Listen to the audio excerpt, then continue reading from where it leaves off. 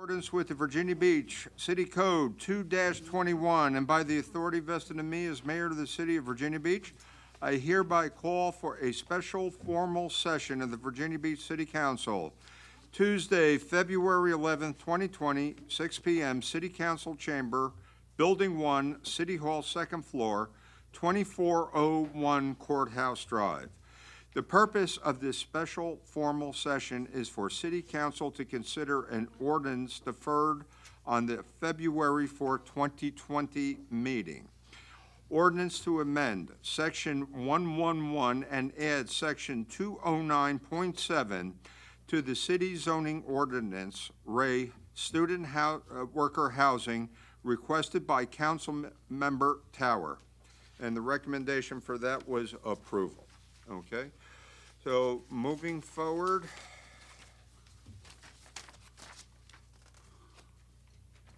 There we go. Roll call. Okay, roll call? Would you like to do it electronically? Yeah, okay. Okay. For the record, Mr. Wood is abroad visiting his new grandchild. Good for him. I think he's in the right place. Thank you. Okay? Go ahead. Thank you. Okay, now we'll move forward with the ordinance number 1.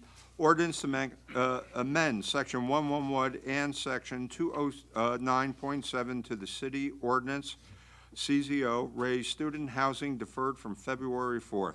Any speakers? Yes, first speaker is James Lehman. Sir, welcome.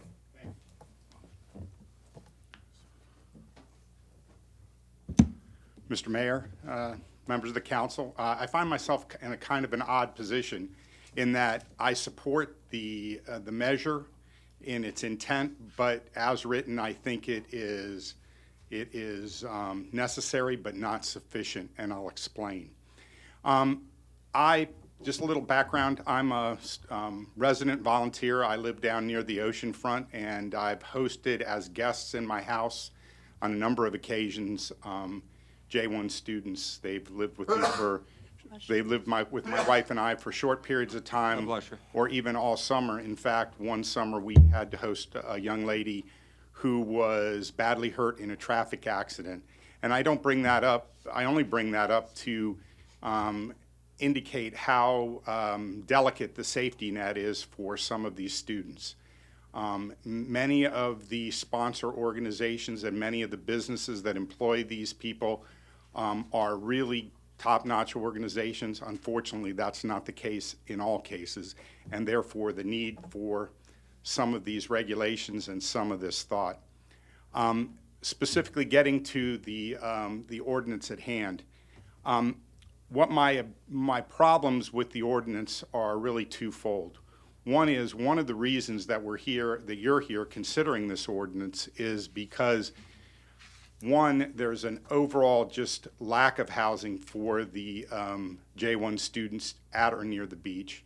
But that was exacerbated this last year when one of the major suppliers of housing for the J1 community was basically banned by the State Department because they received so many complaints that the State Department moved in and told the sponsors they couldn't use that organization.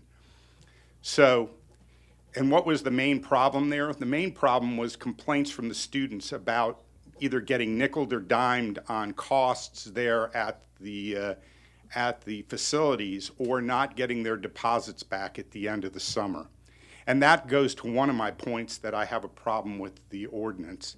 And that is that I think that if you're going to make an ordinance like this and give the privilege, or provide a privilege to expand houses to hold up to 8 students, that what you really ought to build into the regulation is an ability for the students to get some kind of arbitration of these kinds of issues. Presently, they have to follow the same guidelines that members of the public here would have to do, which is they would have to go to small claims court, pay about $46 fee plus $12, and then wait to get on the docket for 30 to 45 days.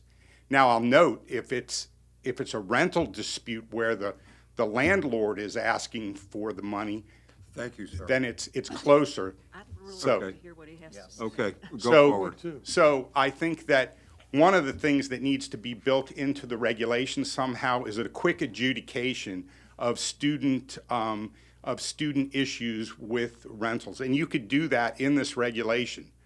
The second thing that I would say that is a problem is now that we've lost one of the major suppliers of housing at the beach because the State Department has put them on the do not use list, this is going to cause, and this regulation will have the students spread out even more in a more diverse manner across the beach. And one of the problems, the beach doesn't have an evacuation plan for these students. When we had the mandatory hurricane evacuation of Zone 1 or Zone A or whatever it is a couple years ago, we had lots of students calling us saying, hey, my apartment's closed, my business is closed, where do I go? And there was no answer.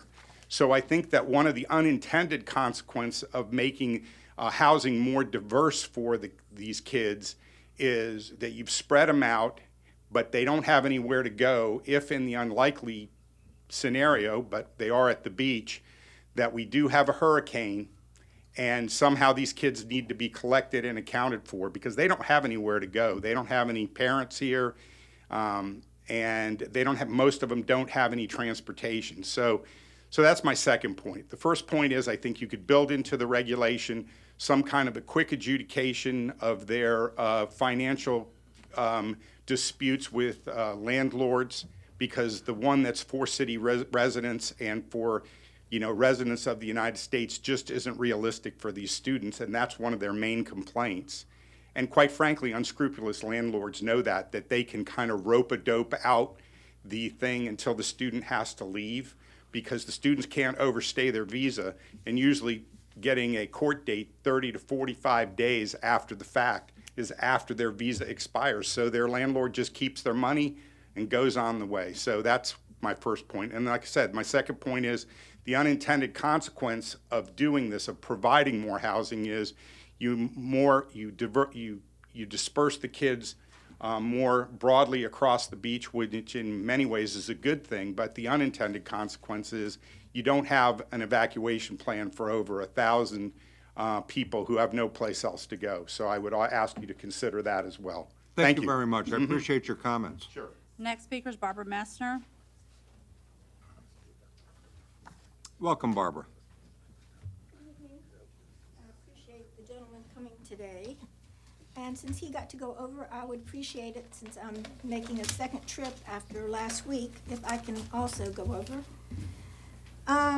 It is upsetting to have only 2.5 days press release on this, and Kay Wilson just handed me changes.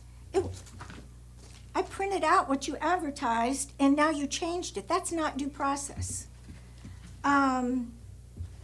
It's obvious that the zoning staff and health staff have been looking the other way for years. What is the bloody rush in early January? Is it related to College Beach weekend, something in the water, the overcrowded beach party in the off-season? The obvious solution is for the private hotel industry to pay for their staff housing, and staff transportation. I said last week, I couldn't find it. The pilot seems to lose these articles when one of the workers was brutally beaten on 24th Street. They ride their bikes everywhere. They ride them all over the city. Our roads are dangerous. Mr. Stiles, is this supermajority if they're changing codes? No, it is not. All right. There's lack of housing, affordable housing for residents. We have homeless people that are mothers and children sleeping in cars. We should never lower health and safety requirements for profit. And as far as the hotel industry, the article in the paper, oh, how wonderful this is. All the media is covering Brian Solis, who used to be part of Parks and Rec. Parks and Rec are limited staff from Public Works. They have to work this. Their police have to work this. It's expanded. This is not a necessity. Entertainment at the beach and tourism events are not necessities. We have debt. Tom Lyons, Coastal Hospitality, owns 3 Holiday Inns, a Marriott at 32nd, Fairfield Inn at 19th, the Spring Hill Suites, 900 Atlantic Avenue where Miss Wilson lives. Miss Wilson sells oceanfront properties. Mr. Wood, who is in here, owns oceanfront investment property. Coastal Management, it says they make $3 million a year. I don't see why they can't, buy. Does that have to flash if I'm going to be able to speak? No, at the you, same time? Ms. Mesner, No, I the just- gentleman was sponsored by other council people. Your time is Right. up. Thank you. Yeah, everything's great. Thank you. Russell Lyons. Welcome. Hi, how are y'all doing tonight? I don't have any formal prepared remarks, but I did want to generally thank you all for convening a special session. It means a lot to us. I'd like to thank staff who have worked on this issue for, I think, 7-8 months with members of the industry, planning, zoning, council members. So we appreciate your input.